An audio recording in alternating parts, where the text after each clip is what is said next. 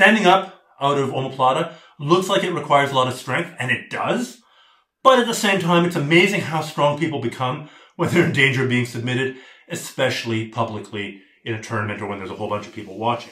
So you need to know how to stand up, because maybe you'll get that magic rush of adrenaline strength, and you need to know how to counter it.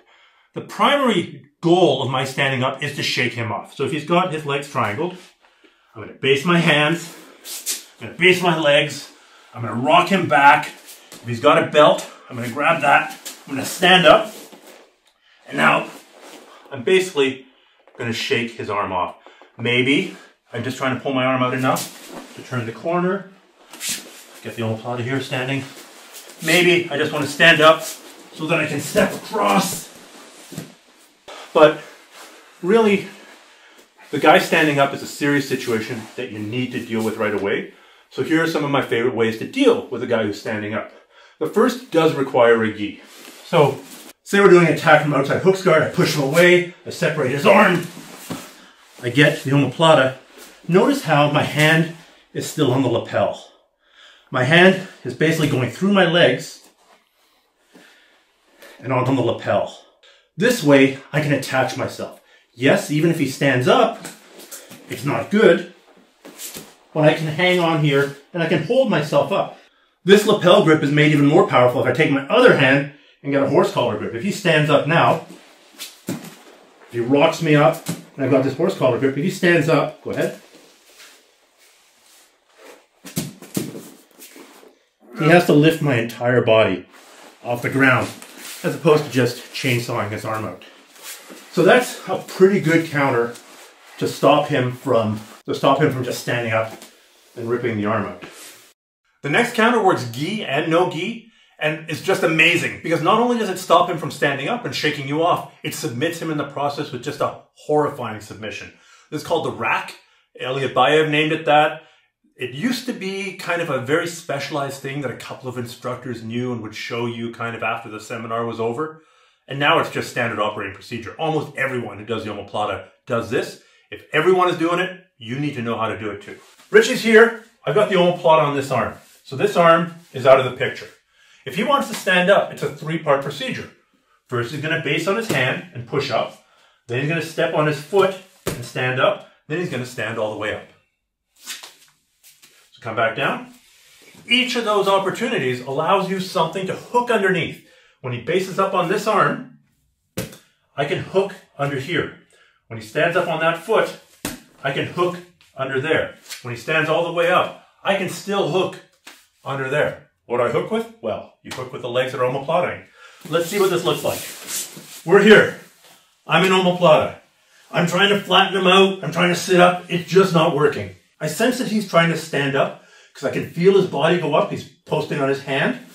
I know that there's a room underneath this armpit.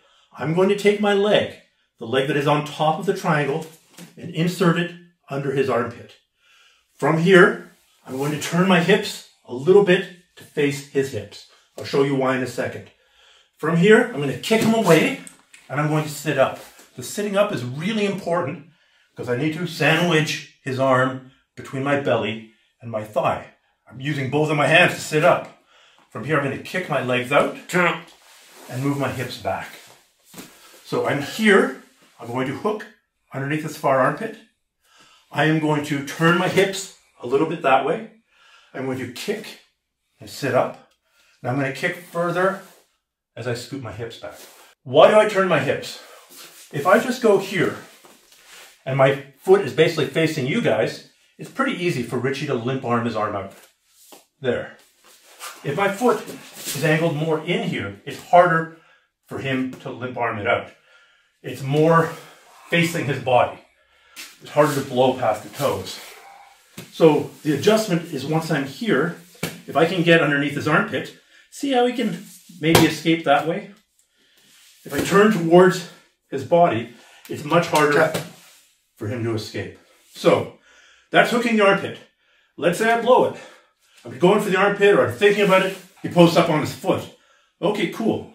This foot is still going to be a guided missile. Instead of going underneath his armpit, it's going to be going underneath his knee. This is a pretty terrible position. Same thing as before.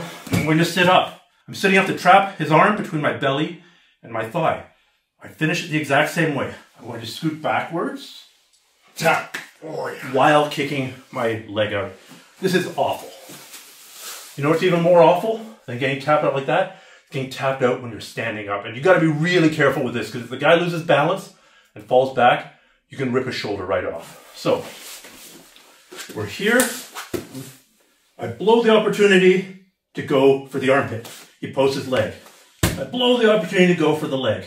Stand up, please. He's going to stand up. He's going to be a bit bent over. I'm going to hunt for that leg there. I'm a little bit low here, but that's okay. Now, tap. If he falls backwards here, it comes on super powerfully. Tap.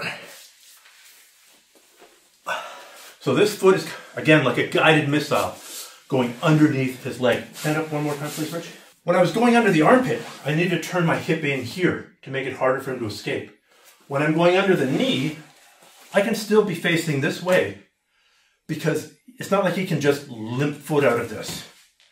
So if I'm going for the lower body, I'm hooking here. If I'm going for the upper body, I'm trying to turn in a bit. Let's just cover one more option here, please, Richie. I'm sorry, I know this is a pretty terrible one. Sometimes my legs aren't long enough, his shoulder isn't flexible enough, my legs aren't flexible enough. I might have to open up this triangle to go for that submission. So start standing up, please. Post a hand, post a foot. I can open up my legs and hook underneath here. It's not as powerful as having the legs triangled, but it's still pretty damn good. Now maybe, as we escape here, I'm looking to reconnect this leg, either the triangle or coming underneath that foot. So I'm doing this, trying to bring it like that. As you see, or as you saw, Richie tapped before I even connected my legs that way. If you can get really good at this, the guy's going to be so petrified about standing up. He's going to be here going, man, I don't want to get caught in that. And going here, as soon as you start fishing for that, he's going to go back down. He does not want to get caught in that. He's going to post his leg, and you start fishing for that, he's going to go back down. Then you can break his posture the normal way. Break his posture sideways, finish him with the omoplata, the regular omoplata. If he stands up anyway, you hook a leg, you hook an armpit, and you finish him with a rack. Another good option when the guy stands up is to transition into the knee bar or into leg entanglements. As he begins to stand up, I need to move quick. I can't hang out upside down, hanging off of his arm, especially in no-gi. He's just going to shake me off.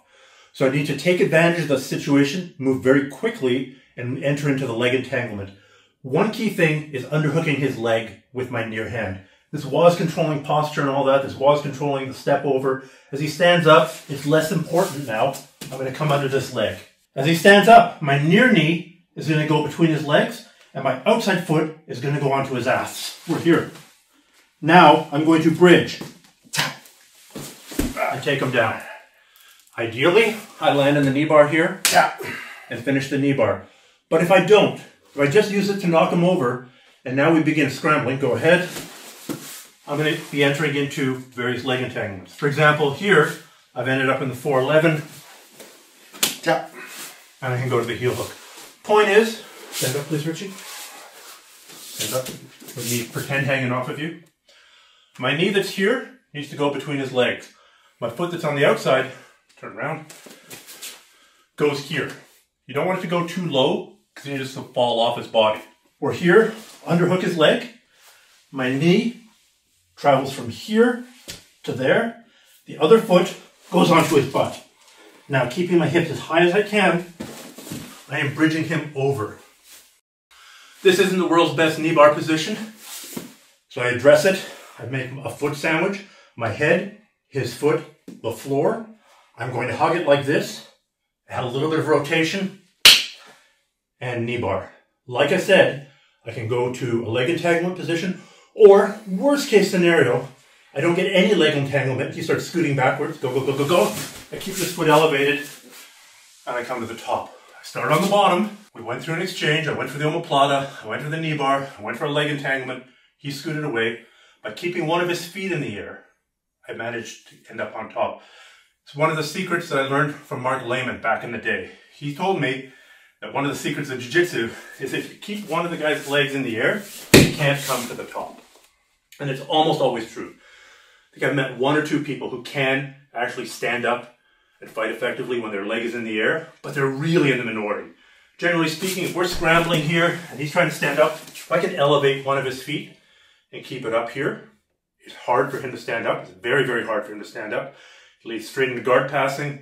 And since jiu-jitsu for the streets has been a theme here, if I've got a foot elevated here and tries to kick me with the other leg, I can use this leg to block and deflect while I set up the giant flying fatal punch.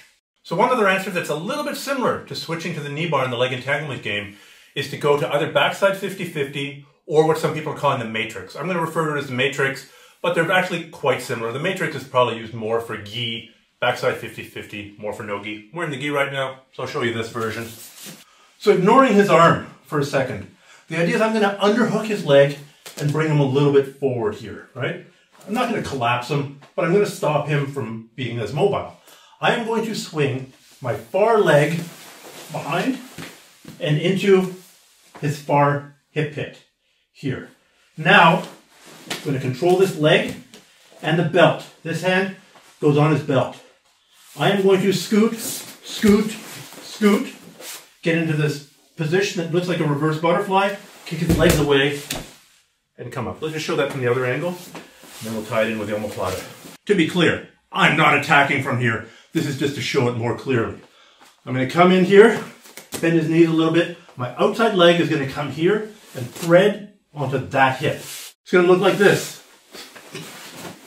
So now, I'm going to grab the belt. If I can grab the far pant leg, that's great. And I'm going to scoot. This leg that's on the ground, scoots, scoots, and I end up with both of my butterfly hooks behind his knees. To collapse him here, I kick his legs away, drop him down, go here. Maybe choke him right away. It's not that big an adjustment to do this same move off of the Omoplata. We're here. I've ended up with the Omoplata. He's standing up. I underhook. I am going to swing this leg here. I'm going to control this far leg and the belt. There. There. Not as much scooting was required. Now, you can go really deep into the backside 50-50 game, into the Matrix game. This is an intro. It's the sort of simplified version is, if the guy stands up and you can swing your leg all the way around and into his far hip, he's really in a world of trouble because you're moving towards his back. So first, start training it just with the underhook, just with his leg caught in the crook of your arm, trying to bend his leg, swing your far leg in on his hip. Then do the same with his arm trapped in an Omoplata.